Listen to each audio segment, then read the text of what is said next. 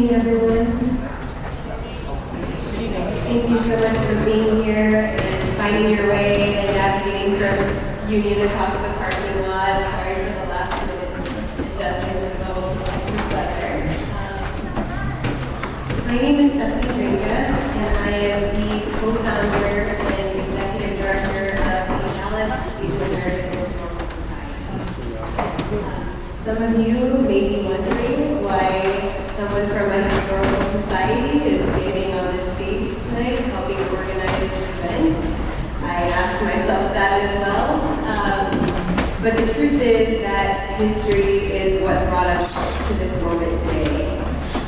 We are here today in Dallas, in North Texas, on the stolen ancestral lands of the Caddo, Wichita, the Comanche, and all of the native and indigenous people who stewarded it for more than 12,000 years before being violently and forcibly removed. We are here in North Texas that was built on stolen labor, on enslaved labor in a city where Jane Hawkins, a black enslaved mother, was the first recorded bill of sale in Dallas County, who became the first woman legally executed in Texas when she was hung in front of Dallas County Courthouse. The history of North Texas, of systemic racism and white supremacy, anti-Asian racism is what brought us here today.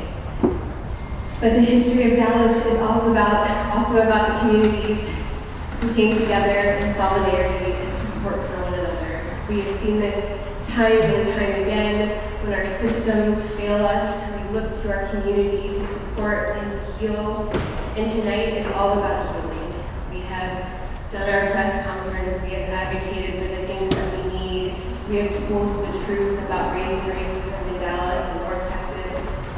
Tonight is for us. Tonight is for us to be in community, to love, to change the history of Dallas from this past that was made by people long before we were here, and to remake it with our lives and our love for each other.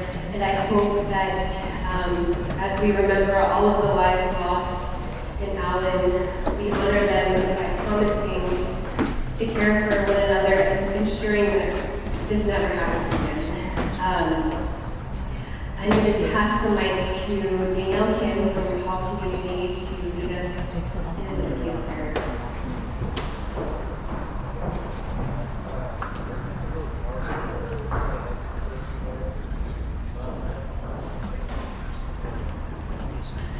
Thank you, Stephanie.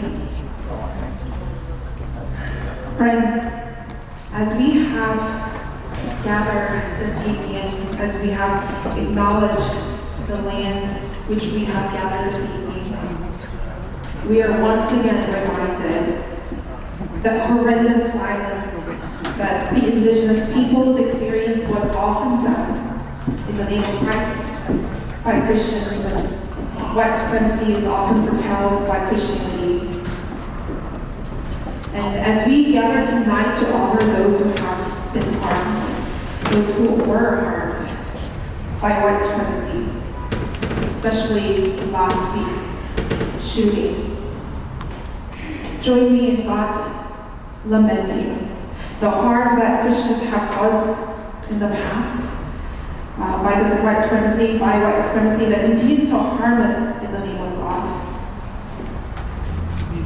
So join me in the moment of silence, honoring those whose lives were taken away yet again by white supremacy.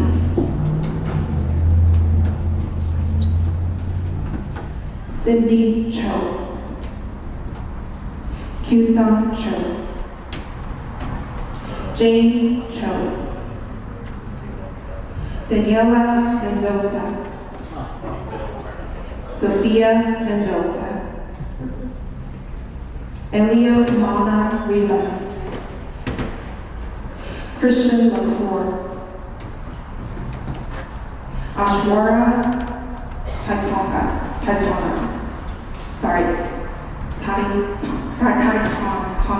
excuse me.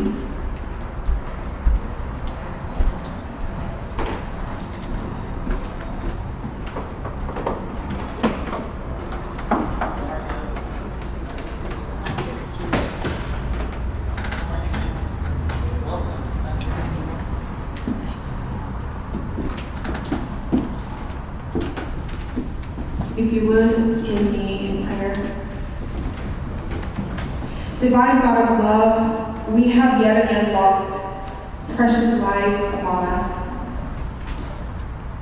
And we're here yet again to grieve, to mourn, and to heal. Our hearts are filled with so much pain, trying to make sense of this senseless violence among us. We lift up those who are harmed by the shooting last week, their close friends and family.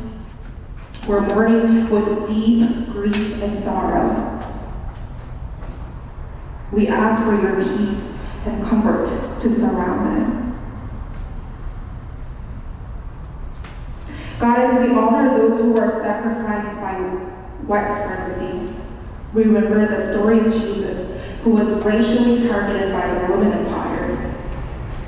As we're heartbroken by the stark reality of violence among us, we remember the story of Jesus, who overcame violence with radical love and action.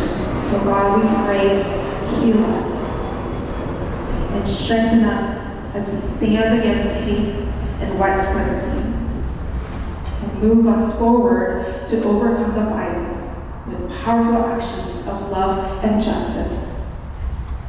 Lead us so that we may be part of your work of eradicating violence and white supremacy from this land. In you, God, who is love, we pray.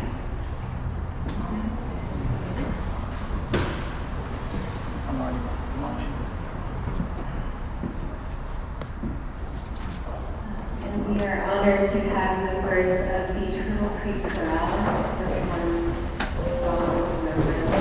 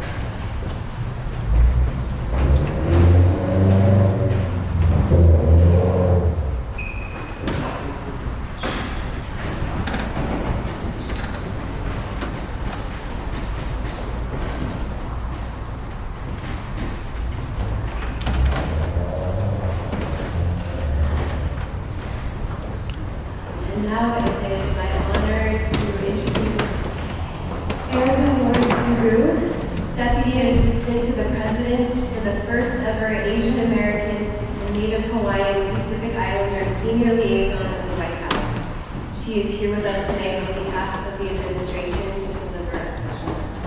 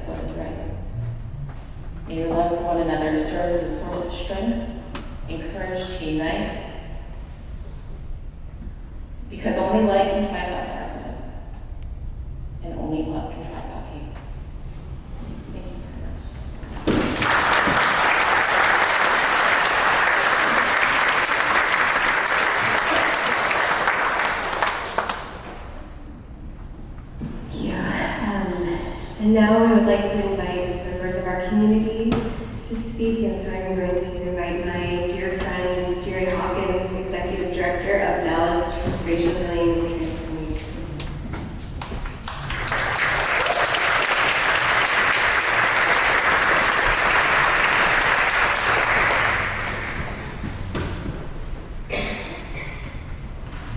Thank you, Steph. Really good to see faces of our people in our community. Hey, Miss Beverly, It's always good to see our community, even as we give remembrance to such a tragic and unnecessary loss in our community.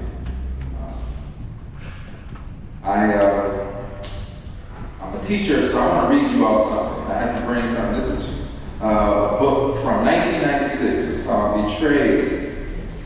But it is instructive because it tells us about what we need to think about. In the conclusion, it says, in the 1990s, white supremacists made a strategic shift that confused the public.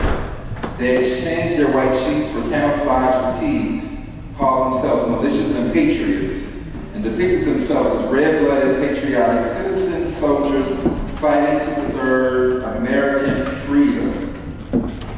The anger, violence, and ultra paranoia of many of these white males was grounded in racism. Their targets, as always, were people of color. The new white supremacist groups were helped by the storehouse of dodge tactics that many Americans employ to mask their racism. Lastly, this pattern has repeated itself. The modern militia and patriot groups are not composed of isolated crackpots. Like the old Klan, they have been the ears of dozens of local, state, and national officials, and probably the quiet support of many others. Their publications are widely circulated, and they have thousands of paid subscribers. Remember, this is 1996. They use cyberspace and the internet to relay messages and communicate to each other and recruit new members and solicit funds. You all, we have a very serious task ahead of us. Just this weekend, President Biden said the biggest domestic threat is white nationalism and, again, the fallacy of white supremacy. The fallacy of white supremacy. All right? Race is a construct. It is made up. But that made up thing creates divisions in all of us, and we all have a different lived experience. I encourage us to meet each other, to greet each other, to learn each other, to have more moments of solidarity like this. I thank you all for being here. I thank you, Steph, for your efforts. I thank all of our community groups and our efforts. This is a serious time in our country. We have power to do something, and I encourage you all to do something. Support the groups that are here. There are some amazing people in this audience doing some amazing work. Get to know them. If you don't know them, come find me and I'll show you them, all right? Love to everybody. Giving honor to God in this house of worship, but also giving honor to the people that are assembled here. May you all go in peace. And remember, we are not powerless.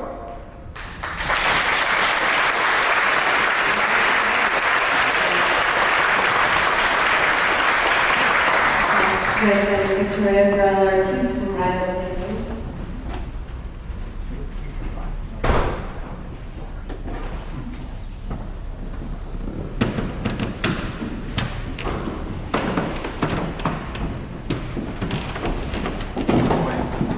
Hello everyone. My name is Ferrell Ortiz. I'm the co-founder and executive director of Rayo and Urban Planning nonprofit founded here in Dallas, Texas, that works to close the health, wealth, and opportunity gap beyond land use planning, cultural preservation, and policy creation. Putting the knowledge, tools, and resources around urban planning people need in their reach is particularly important for racial justice because of the intentional and unintentional exclusion of by DOT in planning and zoning processes. But we know that this is the only way that racism touches our work. A lot of our neighborhood planning efforts get to the question of safety. What makes children feel safe? What makes children feel safe playing on the playground?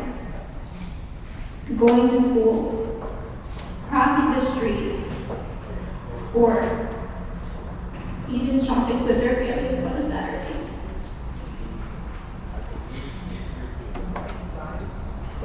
It takes more than just planners to make the world in our neighborhoods what they are, which is why we need you.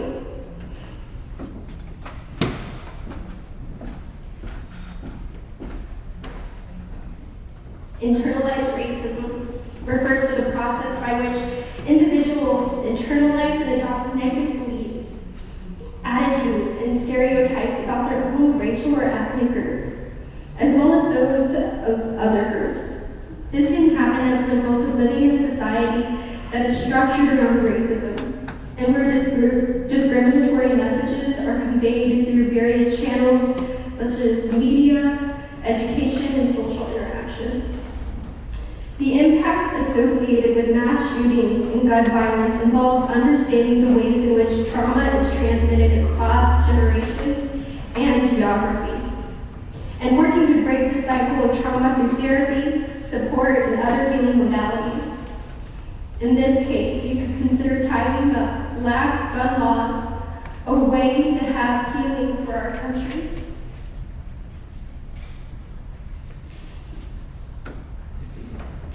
As we continue to work to honor the memory of those who were taken from us, it is important to acknowledge the devastating impact of gun violence and racism in our communities. We must work together to take meaningful action to prevent such tragedies from happening in the future. On this day after Mother's Day, it is especially painful as a mother of a young child to see children killed by senseless violence. Our prayers and work are dedicated to the families or loved ones of those affected by this tragedy and lives lost too soon. As we continue to observe AAPI Heritage Month, it is important to recognize the terrible impact of racism and white supremacy on communities of color and everyone. We must stand together in solidarity against hate and against bigotry and work towards creating a more equitable and just society for all, one free from gun violence and mass shootings. Thank you all so much for being here.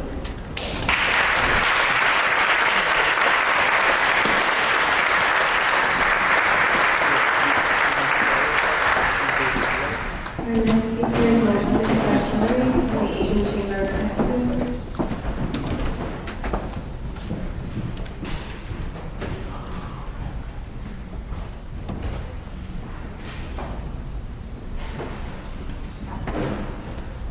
Hello, everyone.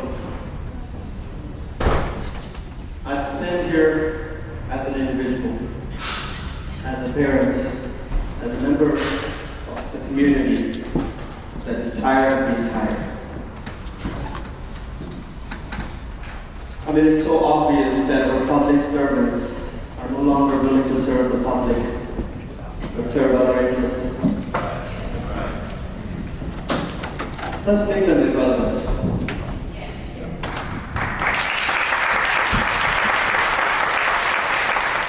We get elected to serve us.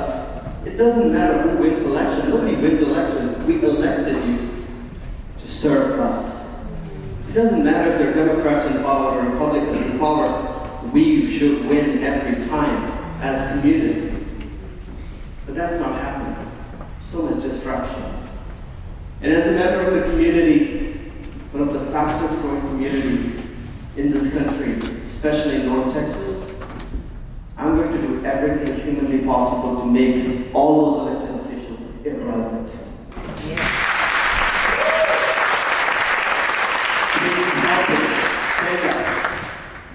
And enough is enough.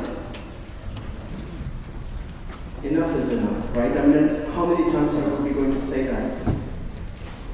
I mean, at some point we have to rise for our children who obviously can't vote. No one cares. Gun-related deaths of kids and teens have have increased 50% in the last 2 years. The highest. And it's just insane that children are dying. The biggest reason for deaths of children in our country are guns. We should be out on the streets in reality, but we're all distracted. So as individuals, please stand up, vote, and make these people get relevant to our community. Thank you.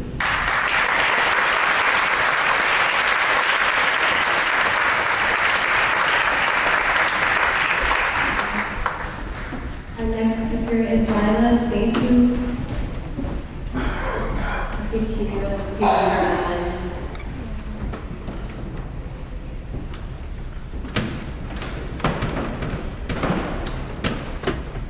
Hello, I'm Laila Saithu, and I am a child. I'm no adult. I'm no statistic on a chart that will be ignored.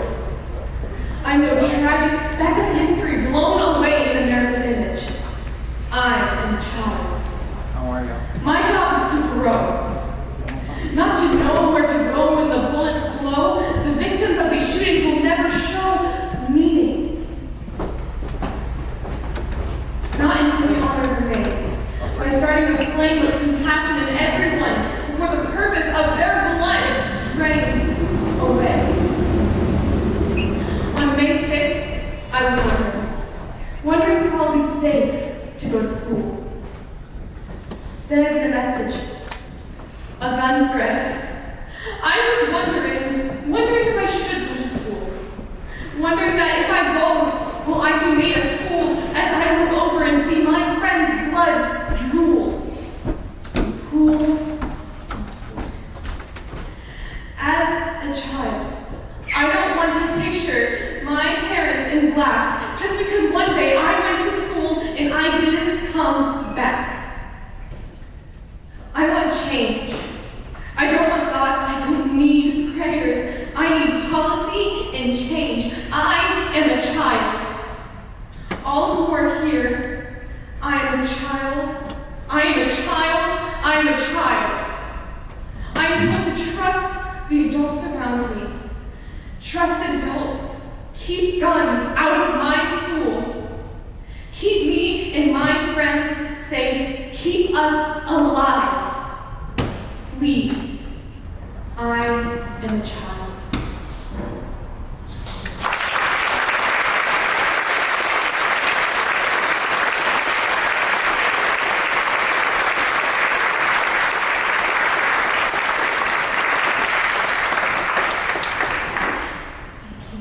We have Ramiro Mona from Somos Pinas.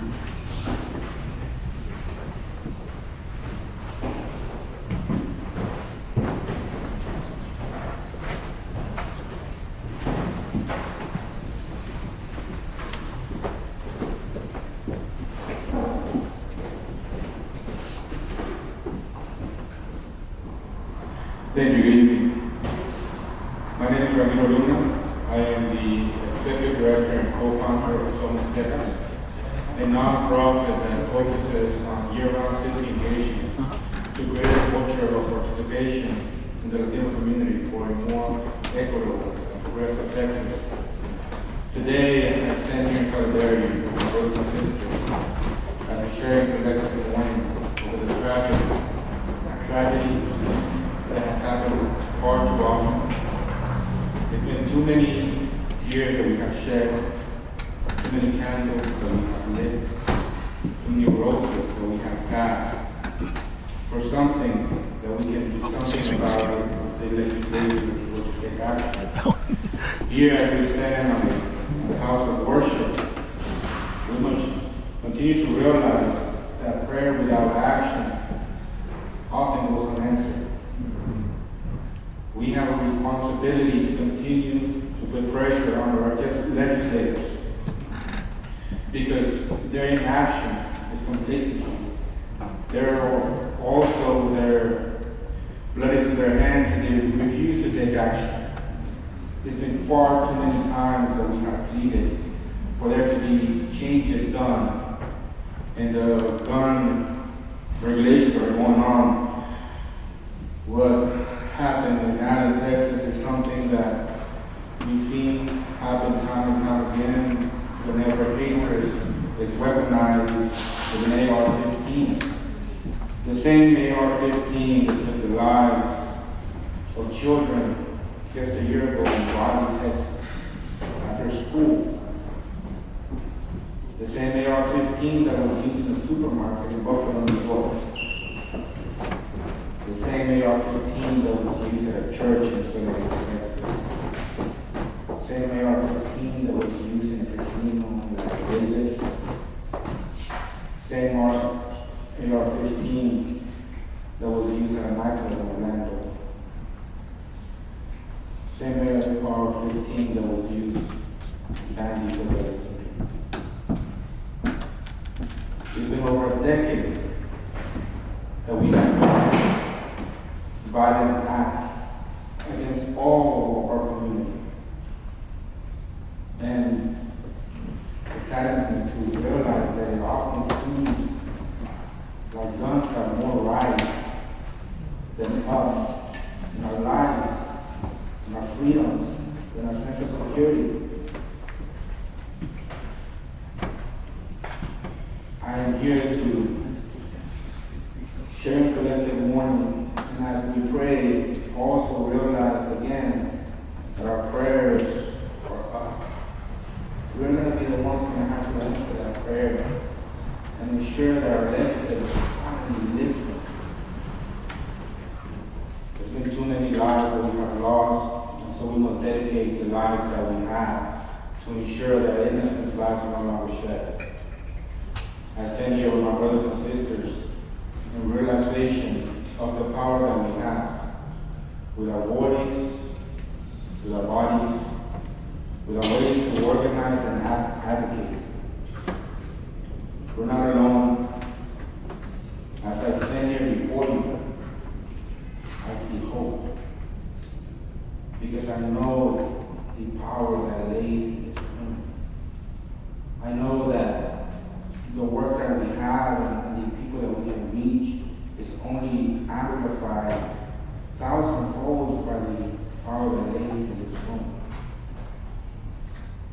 A lot of times we may feel powerless, but we can't because there's too much at stake. There's too many things that are risking, and today the fight continues, one that is a righteous one for our community, for our families. And so I say, let us mourn today, let us continue to pray, but let us not give up hope and realize that we have a power and we have a responsibility to keep on knocking on every single one of those legislative doors, to keep on making those calls, to keep on pushing,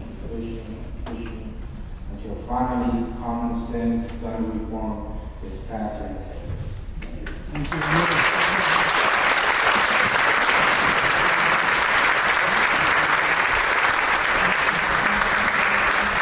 I'd like to invite Reverend Davis from Remembering Black Dallas.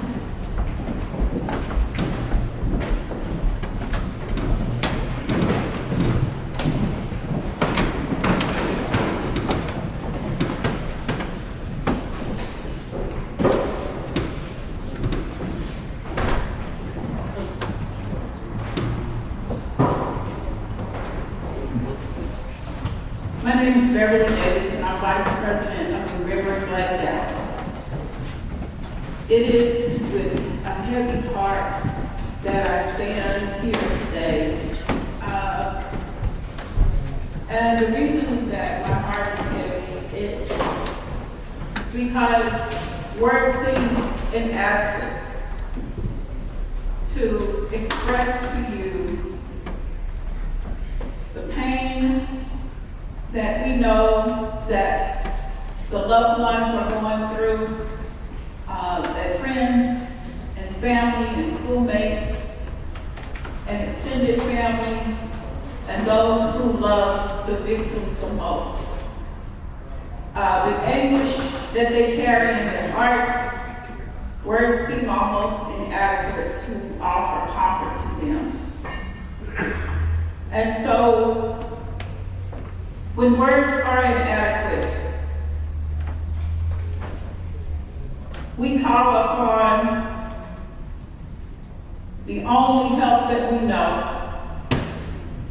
And we look to God for the answers to fill those places that seem so inadequate for us to fill. And so, as I think about the speakers who have come before me, I ask the question, how did we get to this place? In a civilized society where we call ourselves the greatest democracy that ever existed, and yet we cannot protect the most innocent among us. It is a time of reckoning and a time for us to really ask ourselves, do we want to be here again next month? And the month after that, and the month after that, and the month after that, saying the same things, offering the same words of comfort.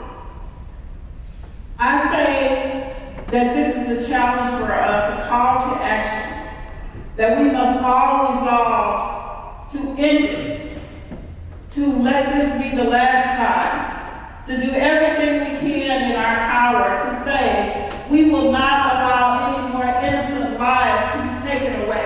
We will no longer allow our children to be afraid to go to school, our family members afraid to go about their lives because of the terror that confronts us on a daily basis.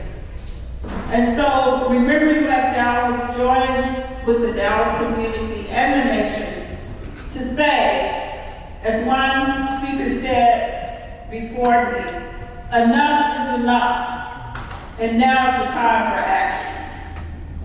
Let's do all we can to end this senseless violence. Thank you.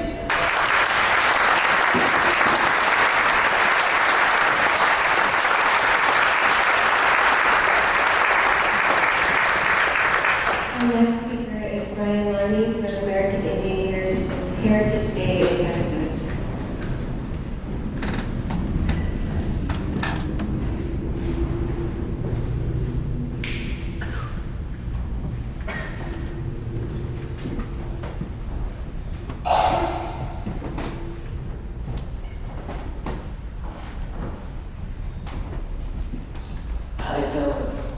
My name is Brian Larney, full-blood American Indian, Seminole Choctaw. I wanted to say thank you all for coming out. I'm honored and humbled to be here on this sacred moment. We need to become the new family. We need to invest into to become relatives to those who have loved ones that are gone now. The community I represent are intertribal nations, pueblos, and tribes. Our leaders have always told that we are equal under the Creator.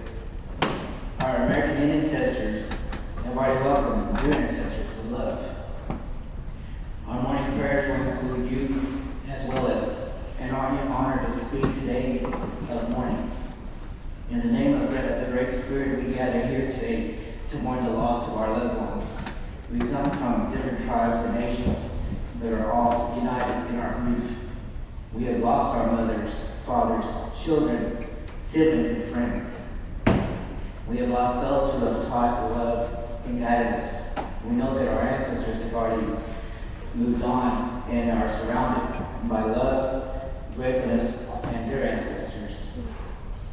The Great Spirit and all of the good people who have gone before us are watching over them and will always be in their hearts, our hearts, and the future's hearts.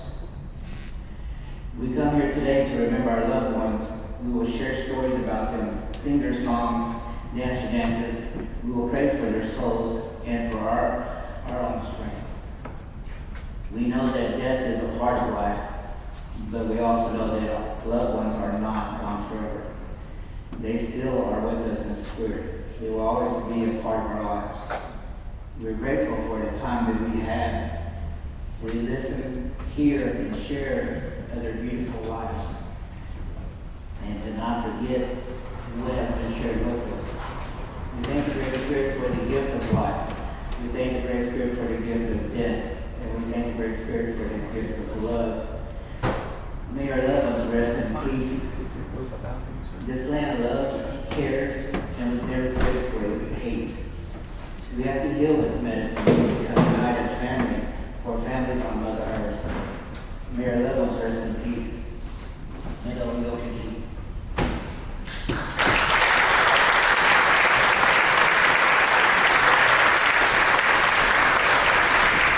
Our next speaker is Erika from David Moritsugu.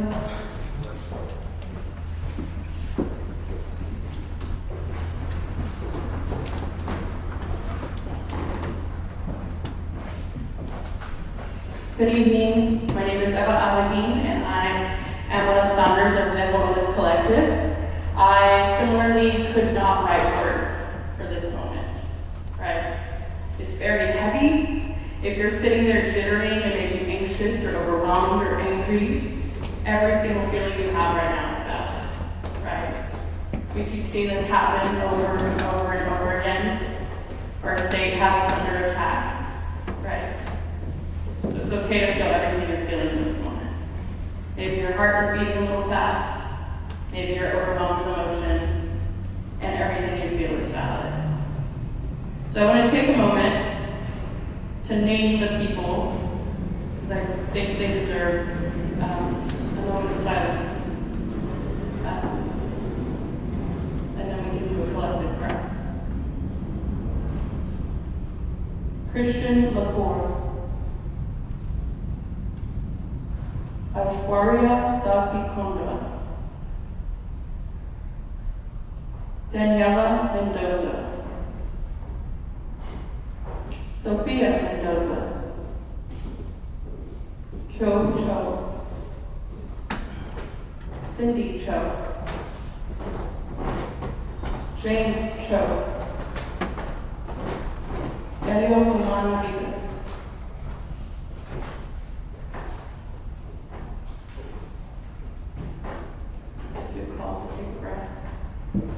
Inhale and exhale. One more. Inhale and exhale. Thank you. It's beautiful to see all of us come together. It's mournful because we don't like the reason why we have to come together. Right? So we know when we come together, we realize how many similarities we have. There's beautiful differences as well, right? One of the similarities we unfortunately have is that white supremacy has seeped into the veins of all of our lives. So it's important we know that and unlearn that and actively fight that, right? So we can mourn, we can process, we can release, and know that we have to keep fighting. And the fight will keep going. And that's really what solidarity does for all of us. It brings us together. So allow yourself to feel those emotions, honor those emotions, know that we don't deserve that, know that the power is with the people, okay? So we keep loving, we keep living, we keep going. And I appreciate you all for being here with us today. Thank you.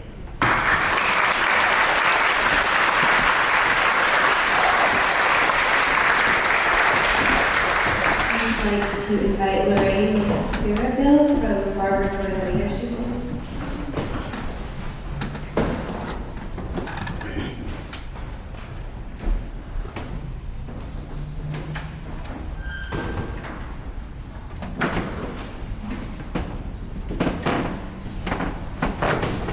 Good evening.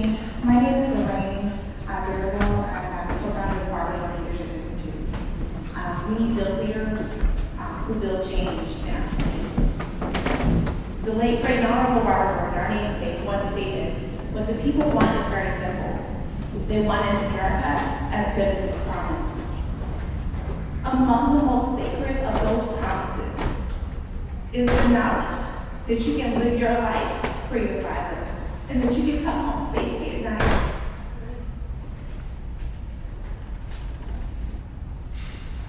We all know that the battle for substantive change is long and beaten.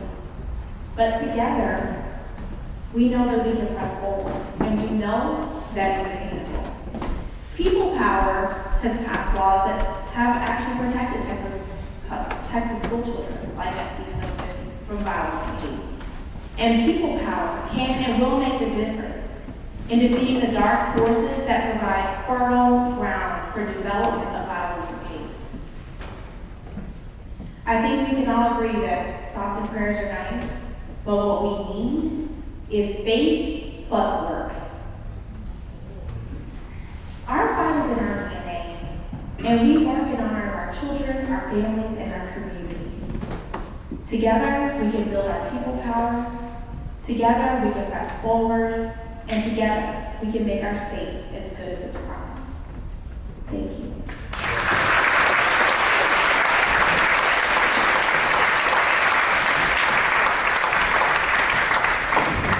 And today we have Isa from Stop AAPIB.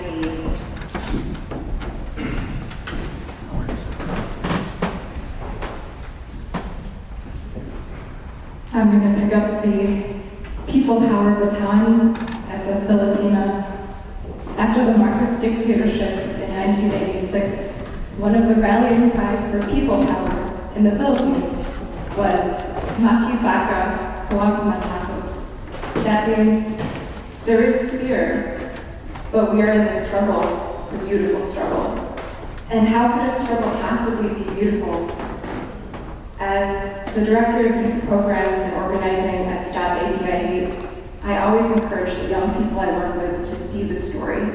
If you look around this room, the story is here. The story is on this quilt, a quilt that tells us not to look away. That is the struggle.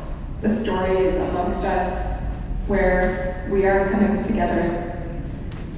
When I was little, I would ask my mom to read me stories. I don't know if there's any Berenstain Bears fans in the room. Yeah, wow. Ooh.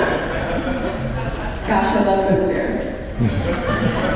And growing up in Michigan, it only occurred to me years later that I desperately wanted stories because I was being told stories of a different sort outside my home, of yellow peril, of Asian scapegoating. As a Filipino, if I was compliant enough to be someone's little brown brother or sister. These are the same stories that our young folks have to deal with today. We are told that we are encroaching on a space that we don't belong, but the truth is that hate that so many of us are speaking about is encroaching on us in every direction. At Stop API Hate, we are a national organization, and to our west, I was in Monterey Park and Half Moon Bay saying too much, too much. To the southeast in Atlanta, Georgia, too much, too much. And just about a year ago to this very day in Buffalo, with the loss of stewards of the Black community there, too much. And I'm grateful for you all, for the stewards of this community, including the very folks, Stephanie, Lily, Shanja, who brought us together today because we cannot stop fighting. The road is long, and as my wonderful peer here said earlier, let us make the lawmakers irrelevant. Makibaka Huwag Matakot. We are here in the struggle. Let's hold each other. Thank you.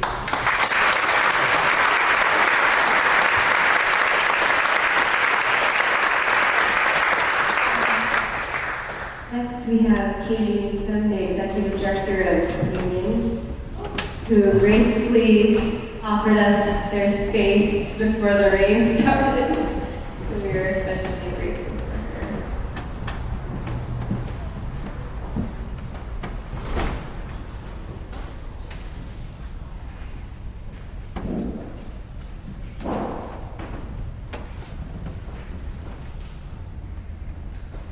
Hi friends. My name is Katie Newsom, and like Stephanie said, I'm the Executive Director and Pastor at Union, just next door, which is both a coffee shop and a church. There are no words for this moment.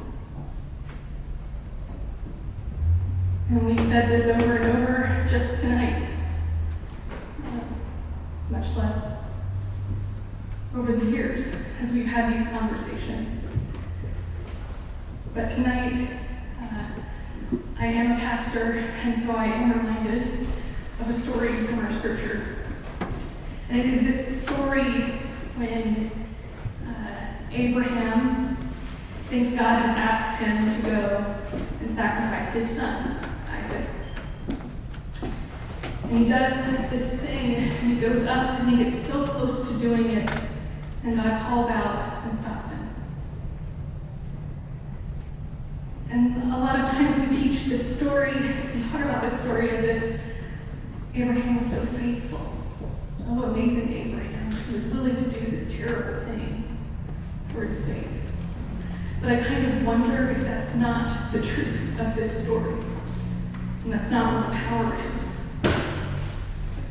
I wonder if really Abraham got it wrong. That God was never asking him to do that. And that God had to cry out and say, stop, no more. Because love does not ask us to engage in violence. Oppressive systems, white supremacy, those things tell us lies about who we are and ask us to engage in violence. And that is not love, friends. I can't help but think of Isaac when I hear our children crying out, please don't let them come in our schools to do this anymore. Our children are begging us not to let this happen anymore. Children are asking us. And friends, it's a big ask, but an important one. And like so many have said here today, we have work to do, and we can do it. We can do it. It will take all of us, but we can change this world. For us, and for our children. Thank you.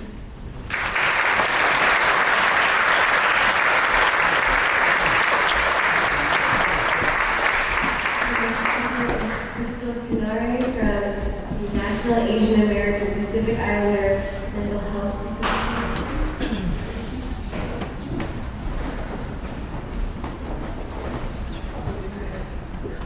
Hi everyone, my name is Crystal Nari, and I'm I was a National Asian American Pacific Islander Mental Health Association, which is an organization which supports the mental health well-being of Asian Americans and Pacific Islanders nationwide.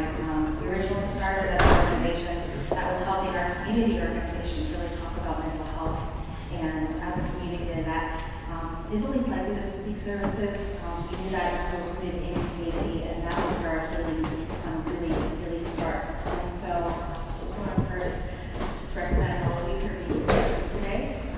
I honestly don't know what I'm going to be sharing with you all, except that I'm so proud of all of us for being here, and for those that may not have been able to be here, because they're no longer with us, or they are terrified of being here, or if they are just too have lost for words to say, know that you and all of us are with them in the spirit.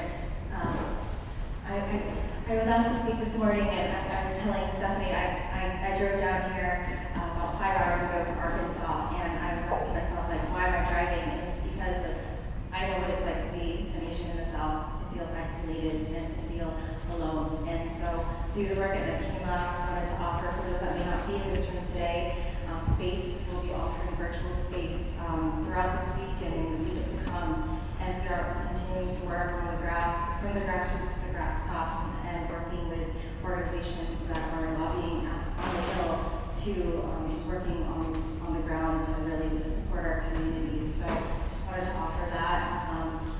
Don't know what else to say beyond the fact that I'm just wanting to be with you all right now. Just want to thank you for all for being here. And again, you are not alone. Mental health is just as important as physical health. And for those that may need time to really talk about what they're going through, give them that space. Give grace to the peace. You know, you are here and you are valuable, and you are not in Filipino. I often speak in Tagalog, so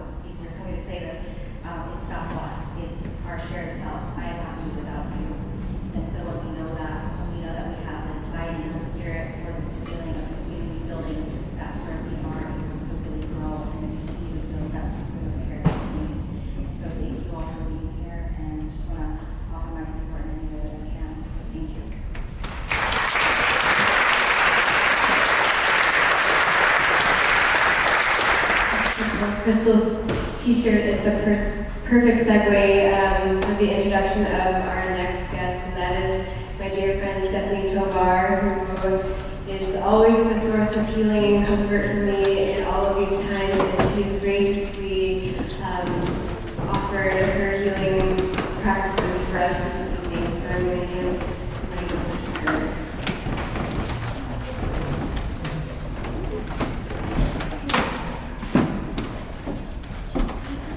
Hi, everybody.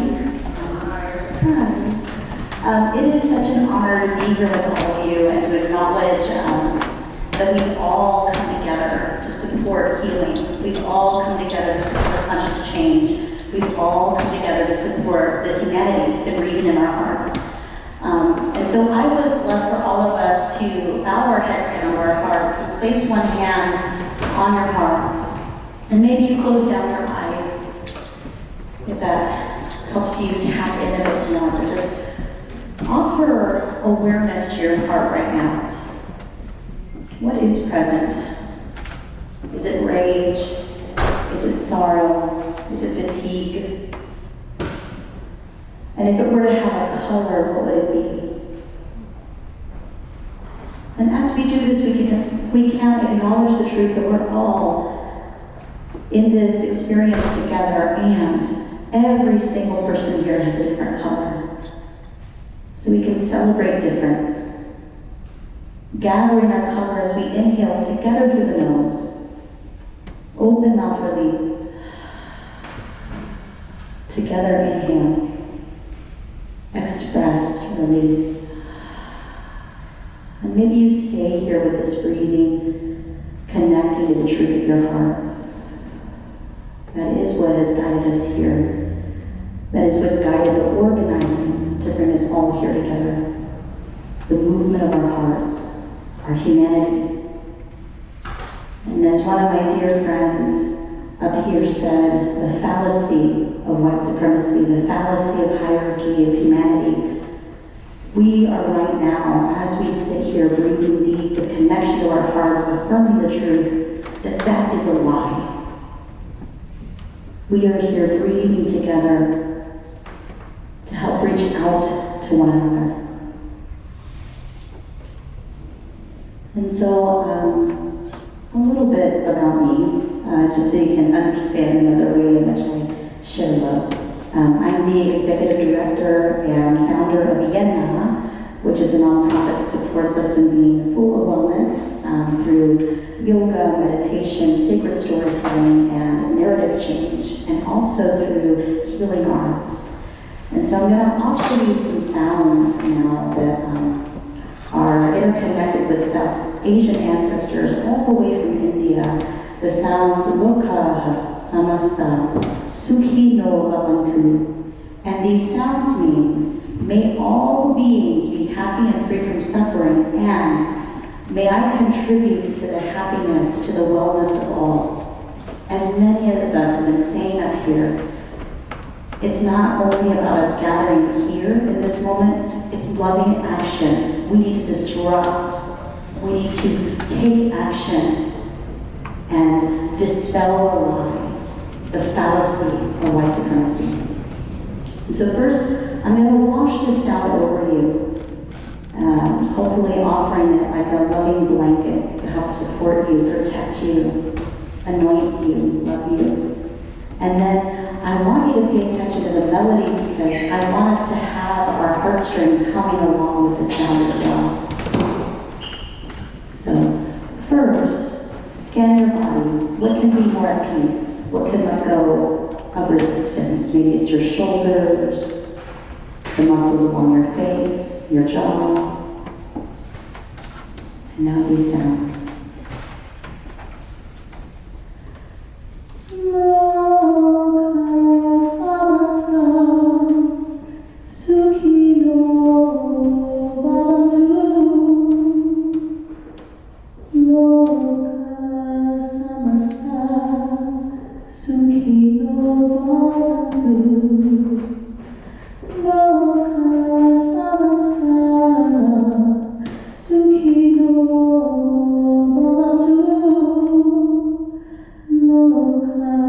Some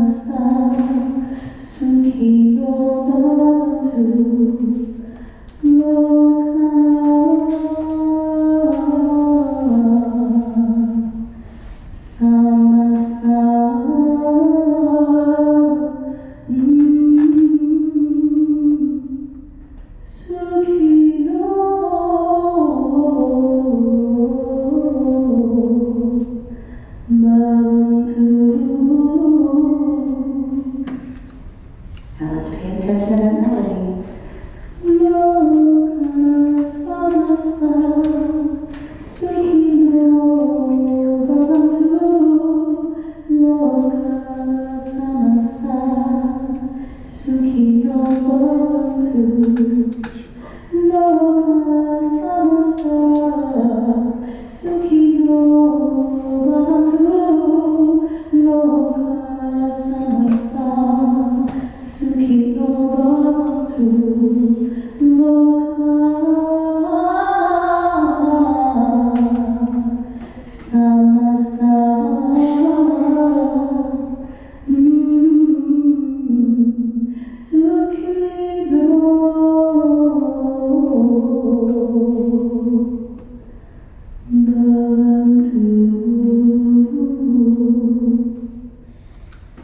Keep that color present in your heart. Maybe it has shifted a bit some after that vibration has flown over you. Hopefully it's been absorbed within you. And then we can allow our heartstrings to hum together, creating a symphony of sound to support conscious change, loving disruption, so that we can support radical love that interconnects us and keeps us flowing towards that change. So that this loss is not lost on us. The legacy of love continues to live on and through us in all that we do to support and healing, internally and externally. So together through the nose, open mouth release. Together inhale, and we'll attempt the melody. No worries, y'all. We can cover outside our lines. Yeah, so together inhale.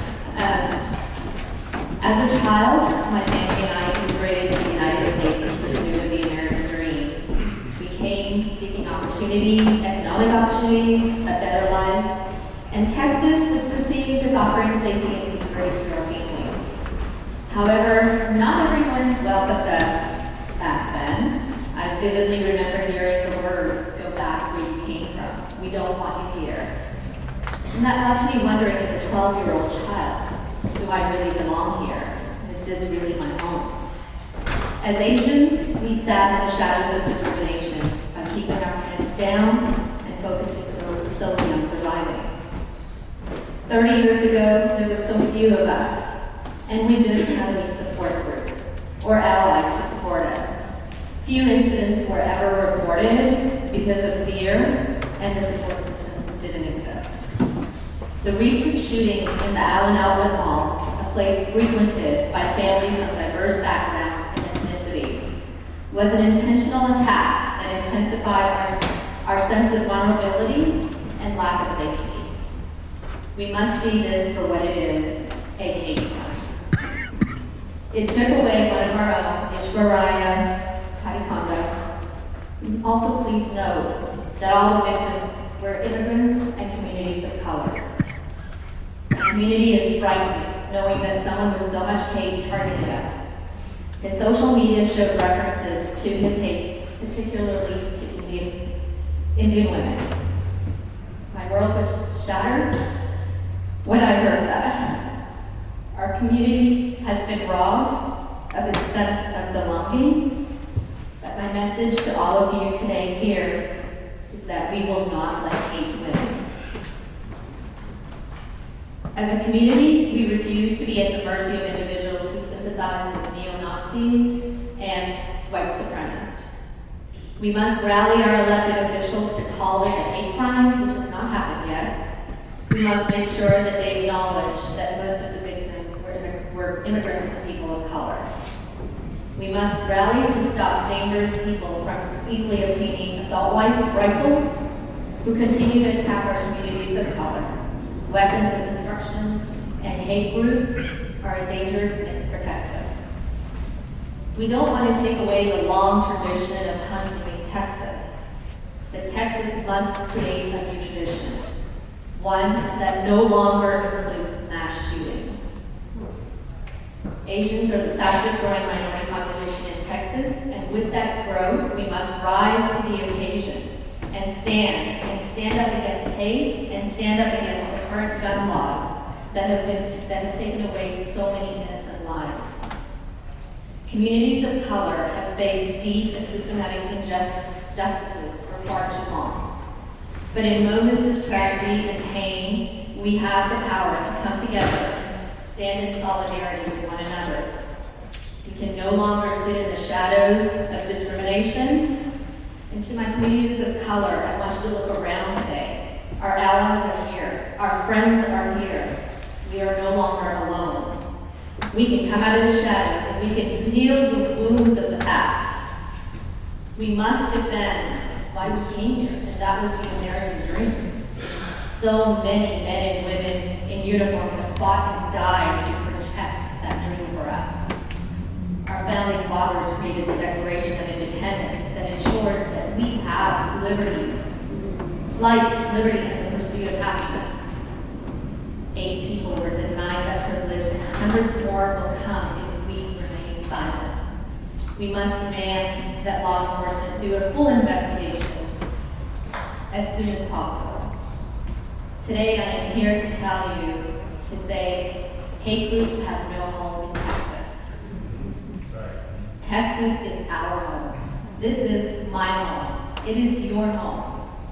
We will not go back where we came from, and we will not sit silently in the shadows. We will rise and we will heal, and with our allies and partners on our side. It is so touching to see so many of you here today. When we find support in our allies, we find strength and courage to stand up against injustices and work towards a better future. As we come together today to honor and remember those that we have lost, let us remember that we are no longer alone. Together, we can uplift each other and create a community that supports and empowers every member. Let us use this moment to come together and to heal and work towards a brighter future for our beloved community. I wanted to Stephanie come up here and help me thank all the people that came out. Wanted to do a quick shout out to Clay Jenkins, some elected officials that came today. Clay Jenkins, our county judge, was here earlier.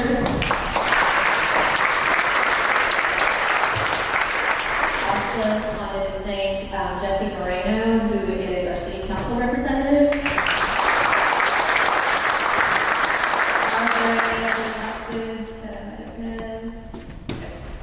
So Stephanie helped me thank everybody that was instrumental in putting this event. First of all, thank you to Oaklawn United Methodist Church for that.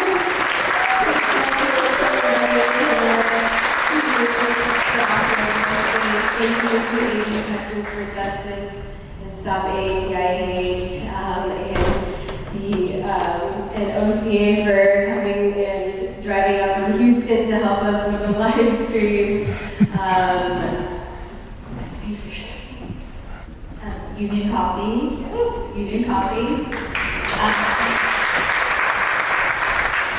want to thank all the co-sponsoring groups and all the speakers that came. I want to thank all the people that came from Allen, Texas. It was a bit of a drive, but you guys showed up, so thank you so much.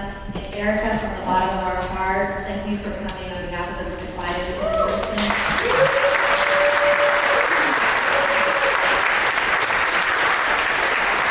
It means so much to us in Texas because oftentimes we feel unheard and unseen, and for you to be here really amplifies Texas, so thank you for being Texas support.